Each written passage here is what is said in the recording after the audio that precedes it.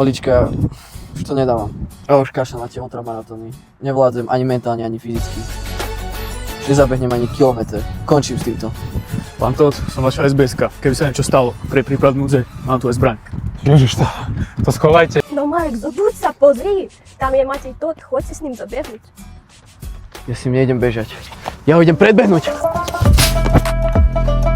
Hej!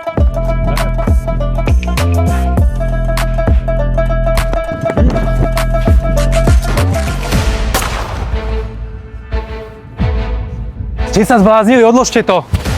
Ste v poriadku? Som v pohode. Veď to bola len nehoda.